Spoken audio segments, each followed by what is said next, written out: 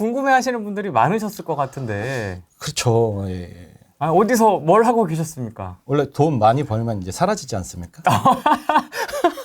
많이 돈이 떨어지면 다시 나타나고. 공급 대책을 예전에는 매번 나올 때마다 분석을 했어요. 네. 근데 뭐 소용이 없더라고요. 왜냐면 그렇게 공급을 안 하니까. 발표할 때도 그랬지만 수요자들의 흥분한 마음을 진정시키기 위해서 큰 뭐 메리트 있는 내용들이 없더라고요. 뭐 대세 시장은 없다. 네. 그린벨트 쪽 조금 부셔서 아파트를 좀 짓겠다. 근데 뭐 짓는 데만 3년, 토지 보상 하는데 뭐 2, 3년? 그럼 빨라야 6년 뒤에 입주인데 지금 그거를 이제 수요를 좀 약간 다운시키기 위한 정도? 공급은 그런 정도로 끝나고. 근데 빌라를 무제한 매입하겠다. 뭐 이러고 있던데. 빌라 들어가실 분들은 이제 저희는 이제 아파트 위주로 해서 빌라나 오피스텔 쪽은 사람이 조금 살기 편의시설 이런 게 불편한 부분이 많이 있으니까 저희는 안 하고 있습니다. 아, 취급 안 한다?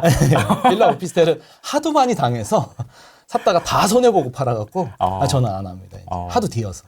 네. 그런 네. 질문도 있지 않습니까? 수강생분들 중에. 네. 지금 뭐 빌라 무제한 매입하겠다고 하고 뭐 이러는데 네. 지금 빌라가 많이 눌려 있는 것 같은데 네. 빌라라도 사놓아야 될까요? 이런 질문 하신 분들. 제 생각에는 빌라 가지고 있으셨던 분들이 오히려 팔 기회라고 생각합니다. 정부에다. 털 기회다? 네, 정부한테다가 약간 파는. LH 빨리 가져가. 네, 빨리. 네, 그래서 지금 다주택자 중에서 빌라, 오피스텔 투자하셨던 분들이 조금 좋아하시죠. 빌라. 정부에서 매입해 준다니까. 예, 세도 안 나가고. 왜냐하면 전세가 요즘 빌라 사기가 많아서 네. 안 나가지 않습니까? 그런 분들이 이제 빌라를 이제 월세로 돌려야 되는데 그러면 기존의 세입자분들한테 전세금을 몇 억씩 주고 내보낸 다음에 월세로 돌려야 되는데 또 대출이 안 되지 않습니까? 다주택자들은. 네. 뭐 예를 들면 2억 5천짜리 전세 세입자가 빌라에 있었다. 내 돈 2억 5천으로 내보냈 다음에 월세 세입자 보증금 5천 받으면 2억이 묶이지 않습니까? 네. 시세가 뭐 한 3억이라고 그러면 2억 5천이 묶일 거고. 그럼 그거 다섯 채만 해도 돈이 엄청나게 들어가지 않습니까? 그래서 이제 팔아야 되는데 팔리지가 않고 있었어요. 예, 실수요자들은 빌라를 좀 선호하지 않고. 근데 정부가 그걸 무제한으로 사주겠다니까 감사합니다 하고 이제 팔려고. 다주택자들끼리는 그렇게 얘기하고 있습니다. 빌라 투자하셨던 분들이 있거든요. 빨리 파셔라. 그럼 좋은 기회다. 정부가 이렇게 도움을 주는구나. 엑시탈 기회를 주는 그렇죠, 그렇죠. 이렇게 보면 될 것 같다. 그렇죠. 그 대출 규제는 좀 어떻게 보십니까? 이게 좀 대출 때문에 다시 또 대출 규제는 뭐 매번 있어 왔고 특히 하반기에 11월 달, 12월 달에 매번 있어 왔는데 이번에는 빠르게 진행된 것 같고 올 상반기만 하더라도 대출 풀어주고 이런 분위기로 가다가 갑자기 이렇게 하는 게 그만큼 갑자기 집값이 상승해서 정부에서 좀 많이 당황하고 있는 것 같습니다. 그래서 금리 내리는 거에 대한 것도 좀 고민이 많고 그렇죠. 엄청 집값에 대한 촉각을 곤두세우고 있다? 네, 맞습니다. 정부에서든 뭐 저희도 그렇고 네. 실수요자들도 그렇고 지금 그런 상황인데 네. 하반기 이후에 좀 어떻게 될 거라고 보세요? 대출 규제가 나오면 당연하게도 이제 실수요자들은 돈이 줄어들으니까 집 사는 거를 이제 잠깐 보류하죠. 정부 의도대로. 그렇게 되면 이제 그분들이 전세로 몰리지 않습니까? 네. 그죠? 매수를 멈췄으니까 이제 전세로 가게 되면 이제 전세가 폭등은 이제 어쩔 수가 없죠. 전세도 지금 뭐 몇십 주 지금 계속 상승하고 있는데 이제 매수로 갔던 사람들마저 전세 시장에 참여하게 되니까 예를 들면 이제 재계약을 한다거나 2년에서 4년, 6년 이렇게 재계약을 한다거나 잠깐 대기를 타는 거죠. 그럼 기존에 전세로 나와야 될 물량들이 안 나오는 거죠. 전세 물건이 그렇지 않아도 줄어들고 있는데. 특히 아파트를 기준으로 봤을 때 빌라에서도 지금 이제 전세 사기 당하셨던 분들이 이제 아파트로 오고 있거든요. 돈을 더 모아서 전세자금 대출을 받아서. 그럼 이제 아파트 전세 시장은 이제 엄청난 폭등을 앞에 두고 있습니다. 그래서 이제 거대한 쓰나미가 밀려온다. 전세 시장부터. 그럼 전세 시장이 이제 매매 시장을 끌어올리죠. 이렇게. 그럴 수밖에 없죠. 전세 가율이 높아지기 시작하니까. 지금은 매매가율보다 전세가율이 더 높아지고 있습니다. 그렇습니까? 네, 그렇게 되기 때문에 전세 상승이 더 높으니까 매매도 상승하는데 전세 상승이 높아지니까 이 매매 전세 이 금액이 줄어드니까 아무래도 이제 투자자들도 들어가기 시작하죠. 지금 취득록세 때문에 적극적으로 들어가지 못하지만 지금처럼 전세가 폭등하고 매매 수요들을 전세로 만들 경우에는 당연히 예전에도 6개월 뒤, 1년 뒤에는 거대한 매매 폭등 장까지 와버리죠. 16년도, 15년도 이렇게 상승의 초로 보시는 분도 있고 네. 2010년 정도의 잠깐의 반등 이후 다시 하락 이 두 가지로 이렇게 좀 나눠지는 것 같더라고요, 의견이. 어떻게 좀 보십니까? 전 대세 상승의 눌림목 정도로 보고 있습니다. 아, 눌림목 예, 정도로. 왜냐하면 공급이 지난 정권에 5년 동안 공급을 다 막았었고 네. 서울 재개발 재건축서부터 시작해서 저는 서울 기준으로 말씀드리니까요. 네, 네. 그리고 그 전에 서울시장 3선 동안 10년간 서울의 공급을 막았고 그렇죠. 경기도만 공급하고 이번에 발표된 88 대책도 거의 다 경기도 공급이고 서울은 뭐 빌라 매수 정도인데 사람들이 원하는 건 빵하고 고기를 먹고 싶은데 야채를 지금 갖다 주는 거죠. 경기도 허허벌판에다가 그린벨트 부셔서 아파트를 엄청 짓겠다. 이거는 2기 보금자리입니다. 이명박 정권 때 진행했던 1기 보금자리, 그린벨트 부셔서 만들었던 세곡, 내곡 같은 그런 2기 보금자리 정책이 이번에 시작된 겁니다. 그 당시에 1차 때, 2차 때, 3차 때, 5차 때까지 잠깐 기다려라. 잠깐 기다려라. 다음 공급 또 한다. 또 한다. 또 한다. 그러면서 계속 대기를 태웠죠. 그래서 2기 보금자리가 이제 시작된 겁니다. 그래서 미래가 자꾸 궁금해 하시던데 네. 일반인들은 네. 그럼 지금 세곡, 내곡 아니면 하남 미사라든가 이런 지역을 돌아다녀 보시면 정부에서 발표한 10년 뒤, 20년 뒤 모습을 보실 수가 있습니다. 건드려도 되나 싶을 정도로 핵심 지역은 많이 올랐는데 어떻게 좀 가이드를 해주시겠습니까? 저희 시청자분들한테 갈아타기, 내 집 마련, 뭐 서울 기준입니다. 당연히 뭐 서울 기준으로 지금 지금 9월 기준으로 어렵습니다. 예. 강남 3구는 지금 기준으로 대출 규제도 너무 심하고 네.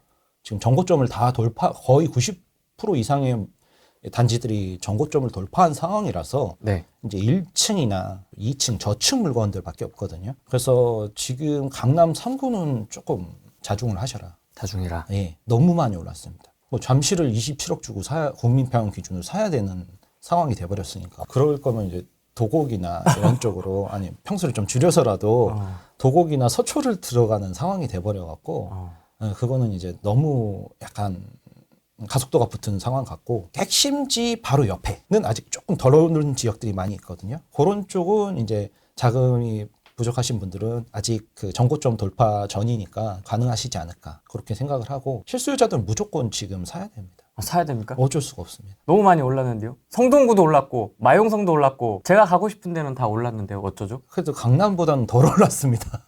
강남은 수직으로 그냥 상승을 했습니다. 이번에 예, 재작년부터 제가 복귀를 해서 내 집 마련 강의를 할 때 그때가 완전 공포장이었습니다. 맞습니다. 그때 10월 달에 복귀해서 강의를 하는데 내 집 마련 하라고 그러면 20억짜리가 15억씩 14억씩 떨어졌는데도 아무도 안 사는. 그러니까 22년 10월이었습니까? 그렇죠. 그때 복귀를 했었습니다. 육아 휴직 끝나고 복귀를 했었을 때 그러면 이제 부동산 사장님이 22년도 1년 내내 자기가 첫 거래라고 당신이 매매 계약서는 그런 식으로 근데 이럴 때 사는 게 맞기는 해 그러면서 근데 나는 무서워서 못 사겠어 이렇게 말씀을 하시는데 그렇죠. 이렇게 계약을 덜덜덜덜 떨면서 계약서를 쓰시더라고요. 근데 뭐 우리나라가 망하면 어쨌든 다 죽는 거니까 그거나 아니면 여기서 반등하거나 둘 중에 하나죠. 그럼 그 복귀하셨을 당시에 좀 충분히 많이 빠졌다라고 생각하신 겁니까? 더 빠질 그렇죠. 수 있었잖아요. 더. 그렇죠. 더 빠질 수 있죠. 근데 방금 전에 말씀하신 것처럼 이제 폭등했는데 사야 됩니까? 이러시지 않습니까? 근데 그때는 또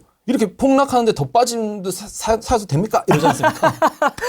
그래서 제가 아니 여기서 폭락하면 사겠습니다 이렇게 얘기하시는 분들이 일반인 분들이 많은데 그러면은 뭐 엔비디아가 지금 계속 빠지고 있지 않습니까? 네. 지금 전 재산을 걸고 대출 받아서 10억 원어치 사보십시오. 자기가 폭락할 때 살 수 있다고 자신하시는 분들은 일반인들은 불가능합니다. 그렇죠. 이번 주에 진짜 많이 빠졌지만 저 못 삽니다. 무서워서. 지난주에도 빠지고 지지난주에도 빠지고 계속 하락하는데 어떻게 삽니까? 그죠?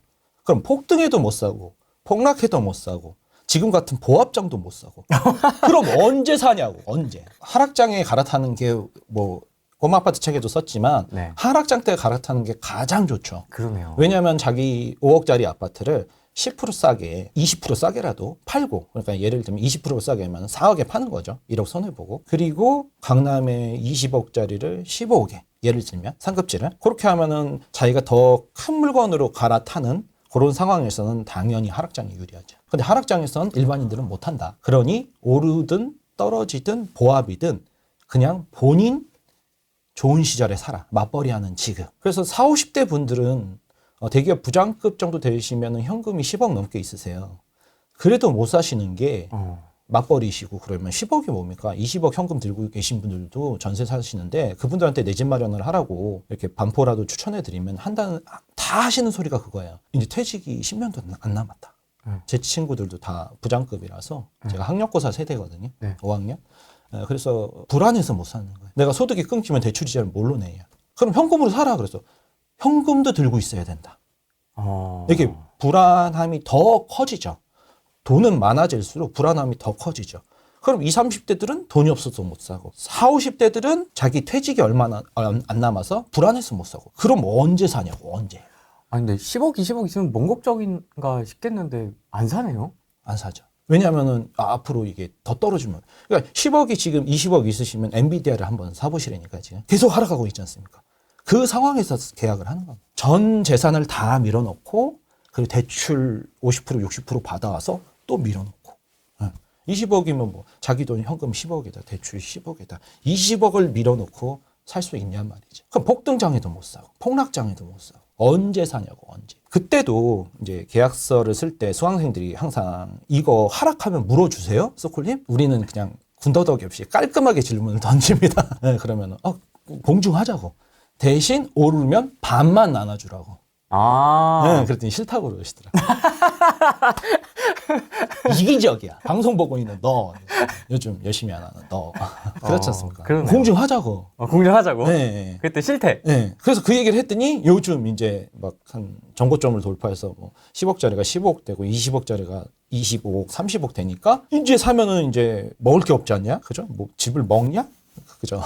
그러니까 자꾸 집을 투기로 바라보더라고요. 그게 아니라 집은 우리 가족하고 행복하게 사는 보금자리죠. 사용가치, 안정감을 제일 먼저 생각하셔야 되는데 자꾸 이걸 샀다? 팔았다. 그러니까는 올랐는데 사도 돼요? 떨어졌는데 사도 돼요?